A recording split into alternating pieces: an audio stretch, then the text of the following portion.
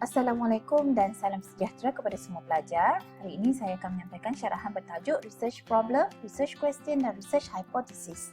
Ketiga-tiga tajuk ini sangat penting, terutamanya Research Problem dan Research Questions, kerana sesebuah kajian bermula dengan apa itu problem dan apa itu soalan yang perlu dijawab, kerana membuat sesuatu kajian itu adalah menjawab kepada persoalan. Kita lihat dulu apakah hasil pembelajaran yang kita nak daripada syarahan ini. Yang pertama, secara umumnya kita nak memahami tentang ketiga-tiga konsep ini. Yang lebih spesifik, yang pertama kita nak belajar macam mana cara untuk membina soalan kajian dan juga macam mana untuk meneliti tentang soalan-soalan kajian, masalah kajian ini. Yang kedua, untuk memahami macam mana soalan-soalan kajian bagi research kuantitatif dikenal pasti. Dan yang ketiga adalah kita akan mengetahui tentang apa itu research hypothesis. Sekarang kita pergi kepada perkara pertama yang kita nak belajar, iaitu research problem ataupun masalah penyelidikan. Apa itu maksud research problem? Research problem is an enigmatic or troubling condition that a researcher want to address through discipline inquiry. Masalah kajian ini adalah sesuatu yang enigma, yang bersifat enigma dan keadaan yang menunjukkan ada masalah di situ yang seseorang pengkaji itu ingin mengetahui dengan lebih mendalam tentang masalah tersebut. Researchers identify a research problem within a broad topic area. Bila kita kenal pasti masalah kajian ni, kita tengok dalam konteks yang lebih besar lagi. Tujuan kita melakukan penyelidikan adalah untuk menyelesaikan masalah kajian tersebut. Jadi, bukan semua perkara itu merupakan masalah. Okey. Dan cara untuk kita menyelesaikan adalah kita kenal pasti apakah bukti-bukti yang boleh digunakan untuk membantu selesaikan masalah tersebut. Dari mana kita nak dapat sumber untuk mengetahui masalah kajian ini? Terdapat 6, iaitu yang pertama dari clinical experience. Setiap hari bila kita pergi kerja, kita akan tengok macam-macam masalah di tempat kajian, di tempat kerja kita. Jadi di situlah kita boleh dapatkan masalah kajian tersebut dan kita gunakan dia untuk kita membuat research. Contoh, apabila anda bekerja di kawasan pediatrik, anda dapati sakit-sakit pediatrik sangat susah untuk diberikan rawatan kerana mereka enggan memberi kerjasama. Jadi macam mana cara untuk kita menyelesaikan masalah tersebut? Jadi kita pun terfikir ini adalah satu masalah yang perlukan penyelidikan. Mungkin penyelidikan berbentuk intervensi atau iaitu kita create sesuatu yang boleh membantu untuk mengatasi masalah ini supaya perawatan kita menjadi lebih mudah. Yang kedua, quality improvement efforts. Important clinical questions sometimes emerge in the context of finding from quality improvement studies. Okay. Daripada kita usaha untuk meningkatkan lagi kualiti sesuatu tu, jadi kita tengok daripada kajian-kajian, dapatan kajian-kajian yang lain. Jadi di situ kita boleh membuat sesuatu improvement ataupun penambahbaikan. Yang ketiga adalah nursing literature. Ideas for studies often come from reading the nursing literature. Kita kena banyak membaca tentang jurnal-jurnal tentang nursing. Mungkin sebelum ni kita tidak terfikir untuk membuka dalam internet tu nak mencari kat mana kita nak belajar tentang nursing. Selain daripada apa yang lecturer bagi tahu dalam kelas, kita juga perlu mencari dengan cara melihat pada jurnal-jurnal. Okay? Dalam jurnal tu biasanya dia akan ada recommendation. Jadi di akhir dia buat paper jurnal artikel tu, dia akan bagi cadangan kepada kita untuk recommendation untuk menjalankan kajian dengan lebih mendalam tentang aspek begini-begini. Jadi itulah punca untuk kita dapatkan soalan kajian. Okay. Kat mana itu nursing literature? Kita boleh cari dekat jurnal-jurnal nursing. Kalau dekat perpustakaan kita, Perpustakaan Hamdan Tahir ada banyak jurnal tentang nursing. Jadi pelajar boleh pergi ke situ dan tengok. Dan di dalam database internet pun banyak. Jadi kita boleh pergi untuk mengetahui dengan lebih mendalam. Okey. Sumber yang keempat ialah social issues. social issue dalam masyarakat, contohnya masyarakat global dari segi politik, contohnya kumpulan feminism, maksudnya kumpulan-kumpulan wanita mengutarakan masalah gini-gini. Okey, kita rasa kita perlu buat kajian tentang masalah tersebut. Okey, itu boleh menjadi satu soalan kepada kita punya kajian. Yang kelima ialah teori. Teori banyak, teori nursing. Siapa yang berminat dengan filosofi, dengan teori, dia boleh buat kajian nak mengkaji tentang teori itu dengan lebih mendalam. Sama ada nak test teori itu berkesan betul tak dekat population kita. Itu dia boleh buat kajian melalui teori.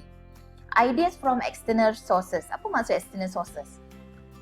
External sources and direct suggestion can sometimes provide the impetus for research idea. External sources ni macam idea daripada badan-badan, sesuatu badan yang inginkan mereka membuat kajian. Contohnya bahagian kanak-kanak yang kurang upaya. Jadi mereka perlukan kajian daripada bidang nursing, kejururawatan untuk menambah baik perkhidmatan mereka kepada golongan kurang upaya. Itu contoh. Dan external sources ni boleh juga datang daripada perbincangan sesama nurses. Kita bincang, tiba-tiba kita rasa kita kena buat research lah tentang topik ni. Jadi research problem dan research question boleh di-develop daripada sumber tersebut. Ini adalah sumber-sumber yang saya sebut tadi. Yang pertama, clinical experience, iaitu daripada everyday clinical experience. Yang kedua, quality improvement efforts to improve quality of care daripada nursing literature, iaitu melalui pembacaan research artikel. Yang keempat, social issues yang meliputi masalah global issue seperti global social issue dan political issue. Idea from external sources, contohnya idea daripada organisasi yang akan memberi grant penyelidikan. Jadi mereka memberi idea dan seterusnya daripada teori-teori.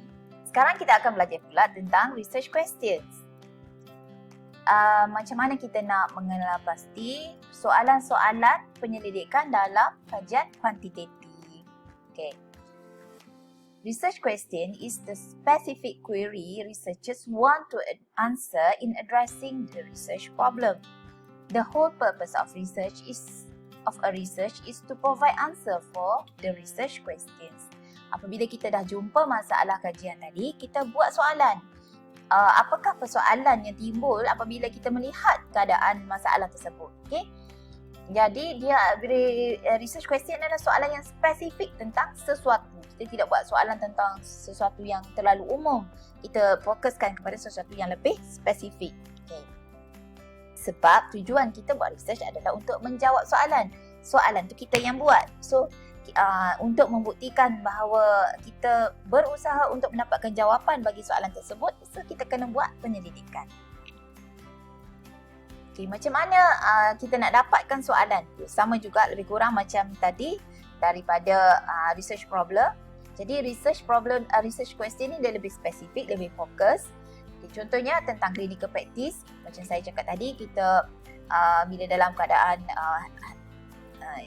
clinical practice kita yang hari-hari tu, kita rasa ini adalah satu masalah. Jadi kita buat soalan di situ. Contohnya, ni ada gambar baby di sini.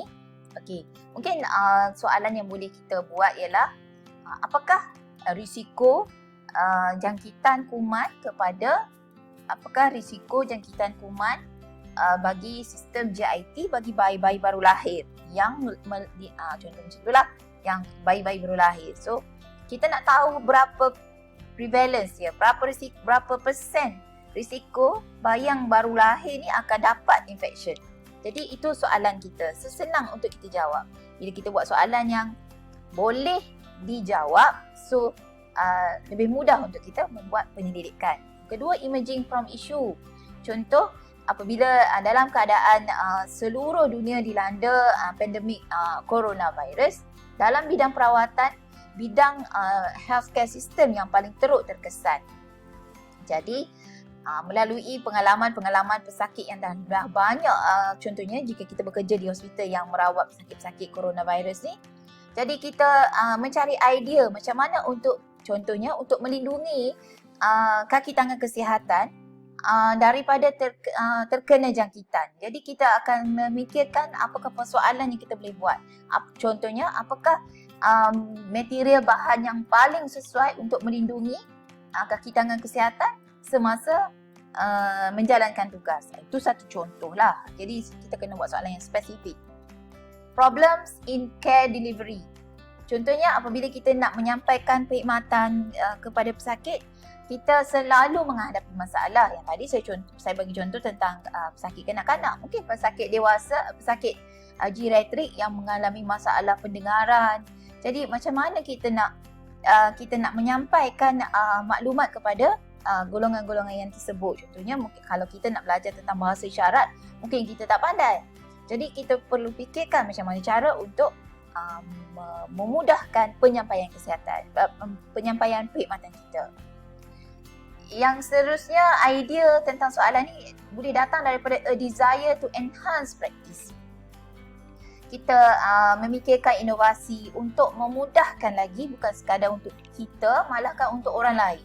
Macam mana cara untuk mudah kita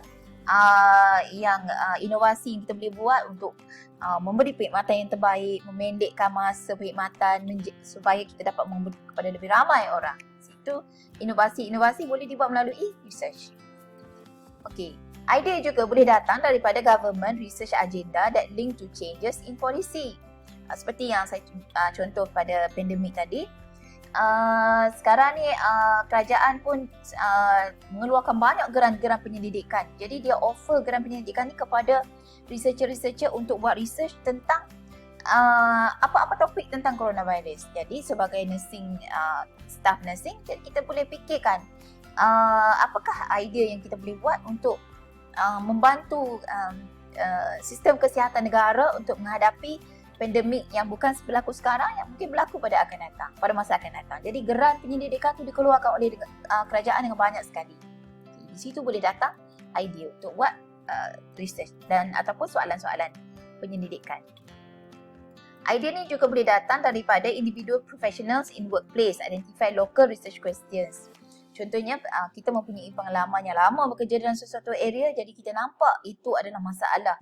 Jadi persoalan itu timbul dalam fikiran kita, jadi kita zahirkan dia dalam bentuk penyelidikan. So keluarkan soalan yang menjadi persoalan kepada kita setiap masa tu, kita zahirkan sebagai satu soalan penyelidikan. Jadi bolehlah kita buat research. Okay. Dan dia boleh datang juga daripada experiences of immediate practice. Questions about patient information provision or user perspective. Mungkin kita tidak mempunyai pengalaman pun bekerja dalam sesuatu bidang, kita orang baru kat situ. Jadi bila kita datang tu kita nampak ada masalah dekat sini. Mungkin orang yang dah kerja lama dia tak perasan pun this is a problem. Sebabnya dia dah biasa, dia dah get used dengan that condition, contohlah. So bila kita orang baru datang, kita rasa this is a problem that should be done, should be solved lah. Maksudnya kena do something about it. Okay. So apa yang boleh buat melalui research, melalui kajian. Okay.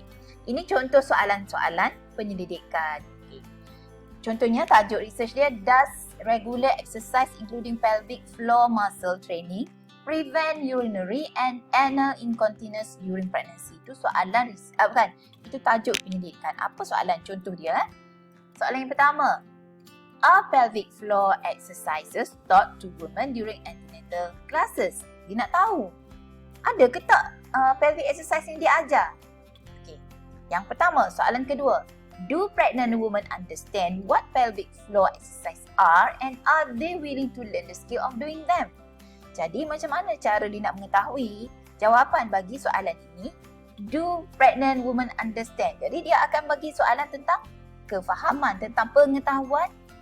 Jadi dia akan bagi questionnaire tentang apakah tentang mungkin ada senarai pengetahuan yang dia perlu ni. So pesakit jawab, jadi dia boleh tahu dah, dia boleh jawab lah soalan tu. Okay. Itu sama juga dengan question yang pertama, dia boleh jawab melalui questionnaire.